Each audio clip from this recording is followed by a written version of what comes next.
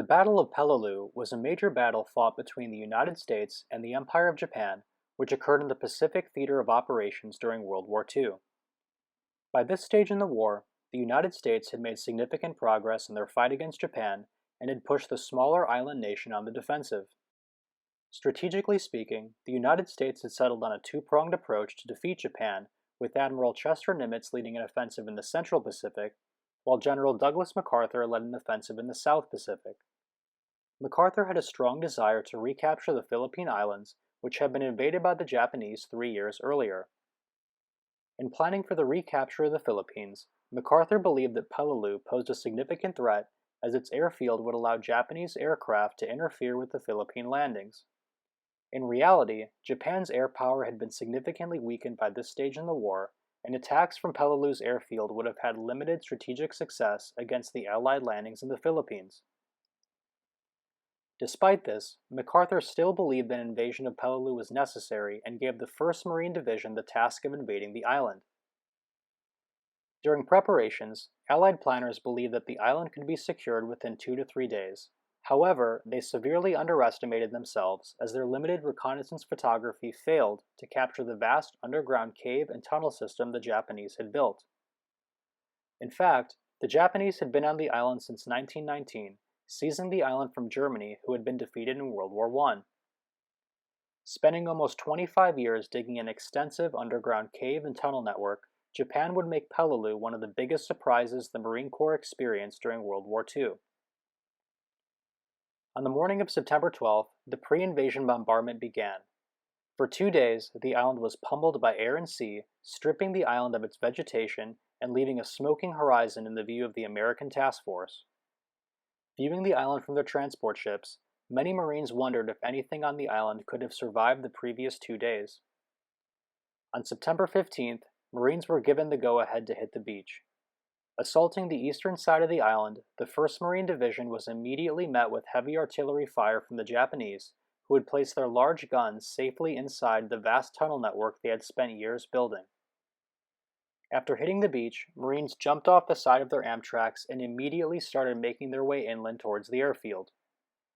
Met with small arms fire and heavy artillery, various companies and platoons started to get mixed up, but the Marines kept moving forward nonetheless. By the end of the first day, the Marines were dug in on the eastern side of the airfield, and it had become evident that the pre-invasion bombardment had failed.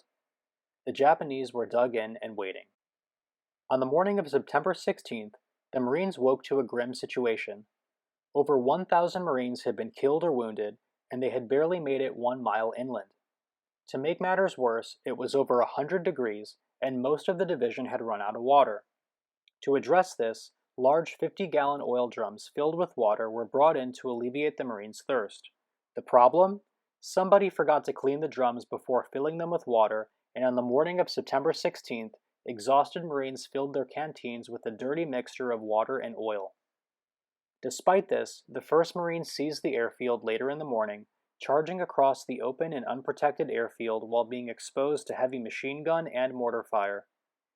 R.V. Bergen, a corporal in K Company, would later look back and call this charge the longest walk of his life. After securing the airfield, the Marines found themselves taking heavy artillery fire from Japanese positions within the Yomurgrable Mountains.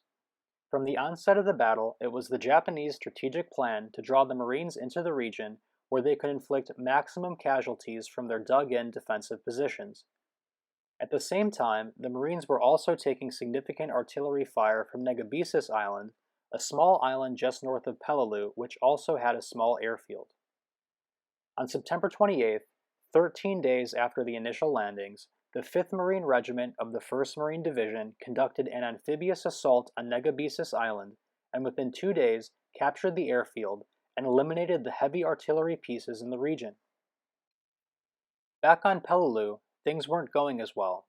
The Marines had started to assault the Yumimburgal Mountains, which they nicknamed Bloody Nose Ridge, but found themselves caught in a crossfire from the vast cave and tunnel system the Japanese had dug into the mountains.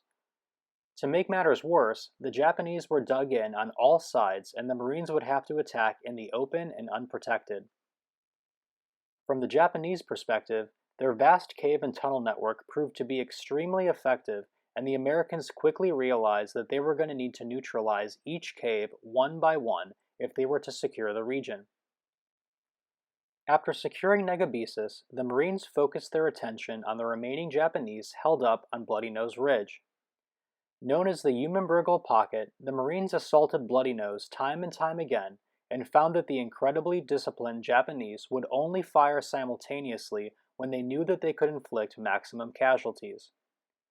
As the Marines assaulted Bloody Nose Ridge, Marine Corsair planes would drop napalm on Japanese positions within the pocket using Peleliu's airfield for both takeoff and landing.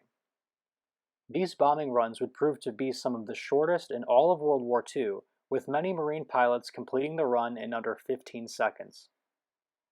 For almost a month, the Marines would continue to chip away at the Japanese defensive positions within the pocket using bulldozers and flamethrowers to eliminate each cave one by one.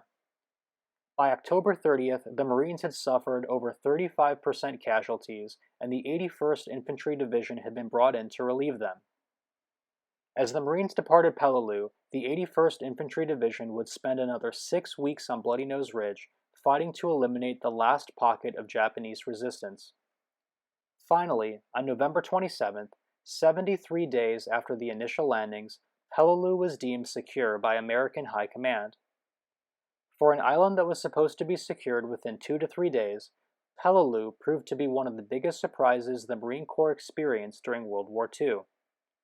Over 36% of the Marine and infantry troops involved would be either killed or wounded, and many would question whether Peleliu's airfield posed a significant enough threat to require an amphibious invasion.